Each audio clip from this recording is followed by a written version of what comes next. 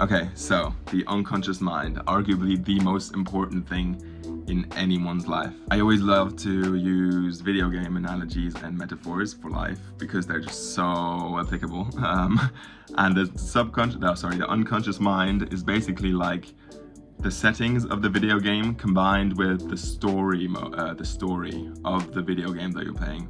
So for example, say you're playing Red Dead Redemption, the story that you're playing is gonna determine, like the story mode is gonna determine your experience combined with the settings that you have applied to the game. Okay, so I think everyone knows this one little story, whatever you want to call it, about the coin falling in the forest, and if there's no one there to observe it, whether the sound would still exist, to which most people agree that it wouldn't, because there needs to be an ear for the frequencies to enter in order for that sound to be generated in your brain, in your mind. Now, this story usually doesn't go any further. People accept it and are like, yeah, okay, the sound probably wouldn't exist when there's no one there because the frequencies need to travel through air and arrive somewhere.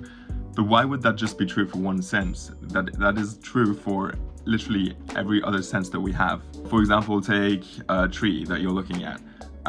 That tree does not exist if you're not looking at it, which might sound like a radical fucking claim at first, but if there's no one to observe it and turn the waves into photons, the tree doesn't exist. And this is basically what quantum physics is trying to tell us, that things do not exist when we're not observing them.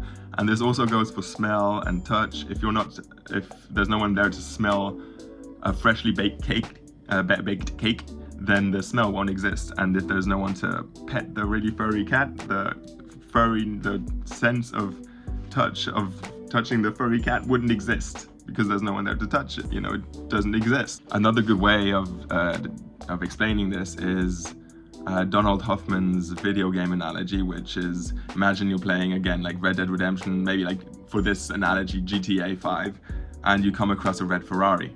That red Ferrari only exists once you drag the mouse and look at it.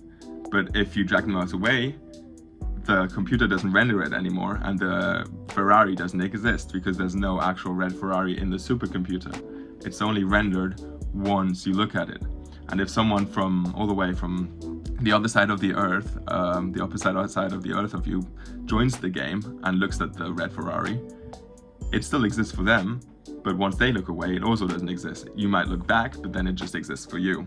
But what I'm trying to get at is that everything you see is generated by your unconscious mind. Everything that you experience, everything that you experience, your full life experience, is generated and determined by your unconscious mind, which, if you treat it like shit, is gonna reflect shitty things. Every person that you meet, every person that leaves your life is either a gift, a blessing, or I guess that's the same thing, or a lesson.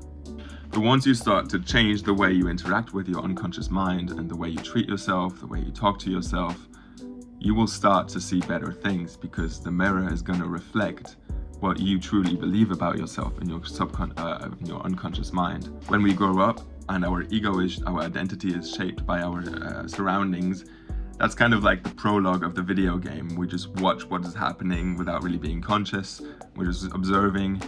And once we grow up, once we become adult, we actually have to deal with all of that shit from our childhood. Like, it hits us like a train, the trauma, everything that happened to us, and we have to deal with it and try and heal ourselves. We're playing the video game. I would say most people treat themselves like they would never treat anyone else in their life. They treat themselves like they're not a human, like they talk bad to themselves, don't treat their body well. So by doing this and by treating yourself like garbage, you're just reinforcing all these already negatively influenced beliefs that you have in your unconscious mind, and things are not going to get better. And until you start changing the way you treat yourself, the mirror is not going to reflect what you might consciously desire, because there's still some unconscious beliefs that are holding that away. What some people told me to do is to write down everything that you dislike about the people in your life, and then reflect on that list. Might sound like a little mean at first, but reflect on the list and see how much actually applies to yourself.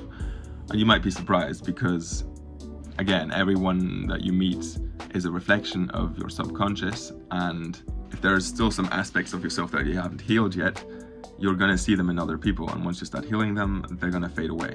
So I think that's everything I wanted to quickly talk about the subconscious mind. So unconscious mind, fuck, so important, so important. So reflect about it, think about it, maybe do some more research if you're interested, because this shit can change your life, man. Like, just start by brushing your teeth with the left hand for 2 weeks, see what happens. Just rewiring, you know. Bye bye.